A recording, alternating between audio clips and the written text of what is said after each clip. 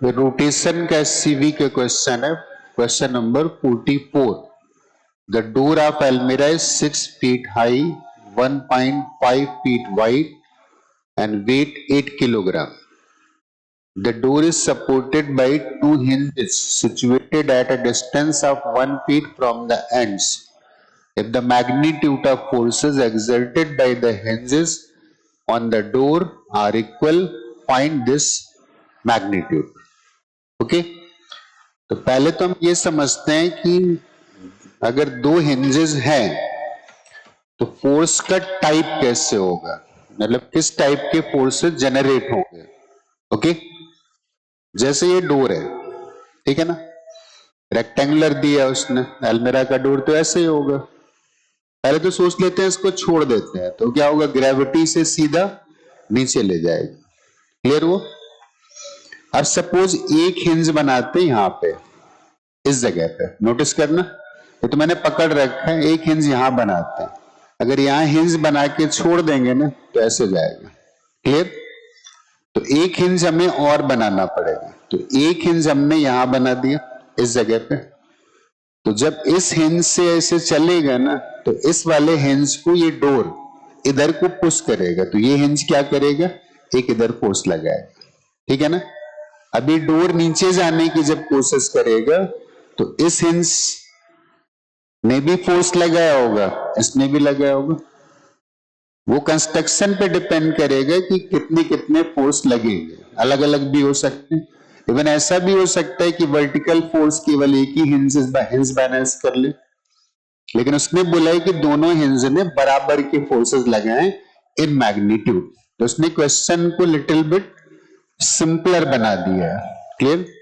हाँ, सीवी के क्वेश्चन का एक पर्पज और भी होता है कि उसने क्वेश्चन बनाया है ना, उसके एक्सटेंशन पे हमें काम करना चाहिए कि और क्या क्या सिचुएशन वहां पे होती है। ओके वापस आते हैं। ये डोर था ऐसे, एक हिंज यहां पे था, हिंज 1, और एक हिंज यहां पे था, हिंज 2। क्लियर। उसने इसकी डायमेंशंस भी दे रखी हैं, तो दिस इज 1.5 फीट मतलब 3/2 फीट, और ये वाला जो उसने दे रखा है दैट इज 8 फीट। क्लियर। इस डोर का वेट भी गिवन है, उसने हिंजेस की पोजीशंस भी बता दी। राइट। तो ये वाली पोजीशन है, दिस इज 1 फीट, और ये वाला भी कितना है, दिस इज 1 फीट। क्लियर। इसका उसने मास भी दिया है 8 किलोग्राम। तो सेंटर पे ग्रेविटी का फोर्स एक्ट करेगा and that force will B 8g। चूंकि हमें जी दिया नहीं है ना तो हमें फिर यूज कितना, 9.8। अगर प्रोवाइडेड होता 10 देता तो 10 यूज कर लेता। ठीक है ना। अब हिंजेस फोर्सेस कैसे लगाएंगे, अभी हम लोगों ने डिस्कस किया कि ये वाला हिंज अगर यहां से हिंज कर देंगे ना तो ये डोर ऐसे भागने की कोशिश करेगा, तो एक हिंज का फोर्स इधर आ गया, इसको मैंने बोल दिया कि दिस इज फोर्स F1। जो भी लिखना चाहो, नॉर्मल लिखना चाहो तो नॉर्मल लिख लो। राइट, मैंने लिख दिया F1। ठीक।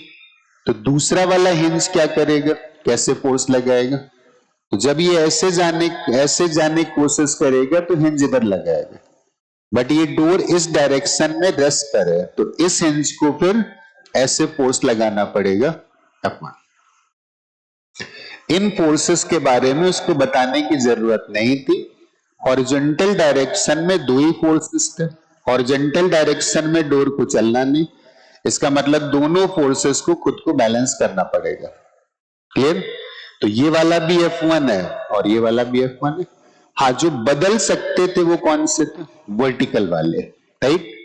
एक वर्टिकल हिंज ने फोर्स ऐसे लगाया होगा, ये ऐसे लगाया होगा, ये कुछ भी हो सकते थे। तो उसने बोल दिया टोटल फोर्सेस बराबर है, तो अगर ये दोनों बराबर हो गए ना और टोटल भी बराबर है तो इन दोनों को भी इक्वल होना पड़ेगा। तो इसको F2 बोल दिया, इसको भी F2 बोल दिया।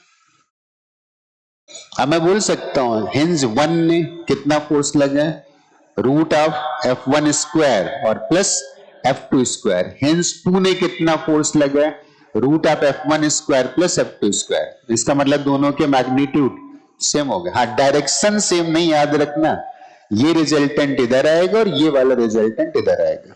मे बी डायरेक्शन सेम ना हो, बट मैग्नीट्यूड उसने बोल दिया कि मैग्नीट्यूड्स विल बी सेम। ये तो क्वेश्चन हो गया। अब बात आती कैसे सॉल्व करें। हमें टोटल फोर्स निकालना है हिंज का। तो हिंज का टोटल फोर्स आएगा कितना, हिंज ने F1 भी लगा है, F2 भी लगा है, तो टोटल फोर्स का मतलब है under root of F1 square और प्लस F2 स्क्वायर, जो कि हमें निकालना था। क्लियर हो गया।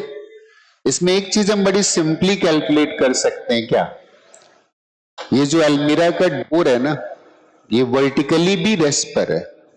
अगर ये वर्टिकली रेस्ट पर है तो वर्टिकल डायरेक्शन का फोर्स बैलेंस होगा। ऊपर कौन कौन से फोर्सेस लगे, F2 लगा, F2 लगा, और नीचे कौन सा लगा, 8G लगा। तो अपवर्ड इज 2F2 और नीचे कितना लग गया, 8G, and this implies F2 will be equal to 4G। हमें एक फोर्स तो मिल गया, कौन सा, F2 मिल गया। F1 और मिल जाए तो हमारा काम चल जाएगा, राइट। अब F1 निकालने के लिए क्या करें, फोर्स बैलेंस तो कर नहीं सकते। क्यों, फोर्स बैलेंस करके ही हमने लिखा था F1। लेकिन हमें एक चीज और भी समझ में आ रही कि this door is extended mass system and this is at rotationally rest. तो अगर रोटेशनली रेस्ट पर है, इसका मतलब इस डोर पर किसी भी पॉइंट के अबाउट टोटल टॉर्क की वैल्यू 0 आएगी।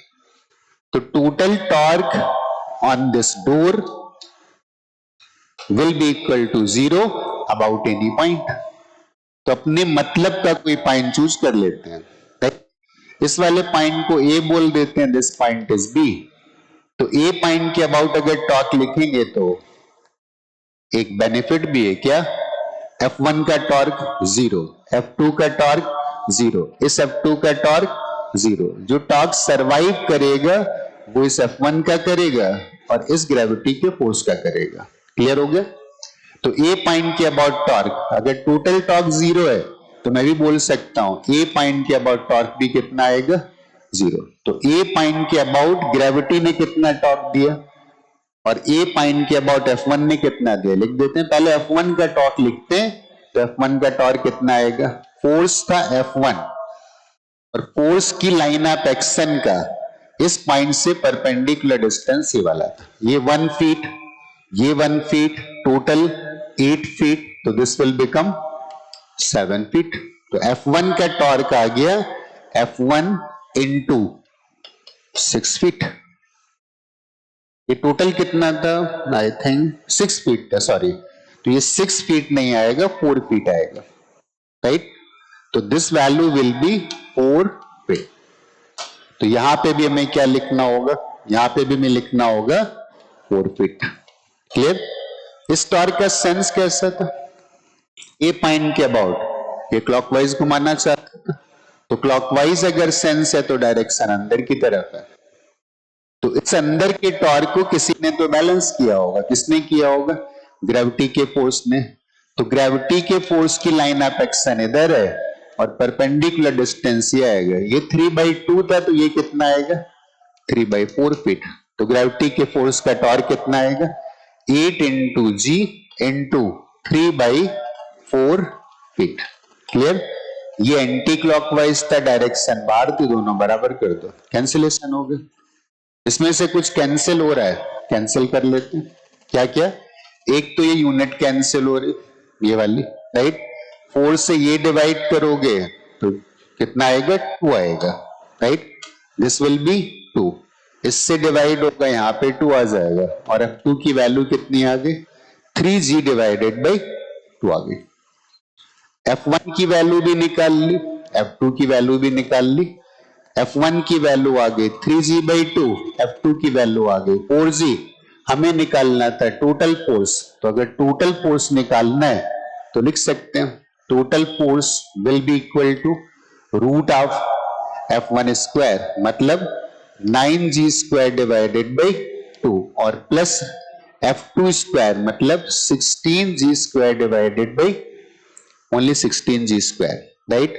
एक तो g बाहर कर लेते हैं, तो this is g root of 9 divided by 2 and this will be plus 32, तो this will be g under root of कितना 32 plus 9 that is 41 and divided by 2। 9g square मैंने शायद कुछ गलत कर दिया, क्या गलत कर दिया, कैलकुलेशन मिस्टेक हो रहा है यहाँ पे, उसका स्क्वायर किया तो नीचे भी कितना आएगा 4 आने वाला, 9g स्क्वायर बाई 4 और प्लस 16g स्क्वायर।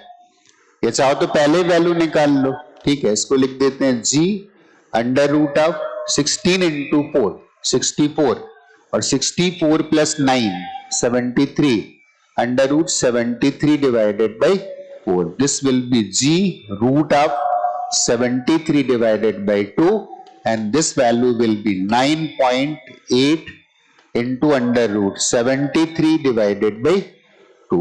ऐसे लिख देते हैं 4.9 into root of 73.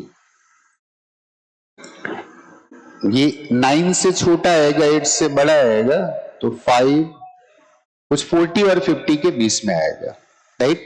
तो this will be the total force acting on the door by one of the hinges. Clear, बात समझ में आ गई।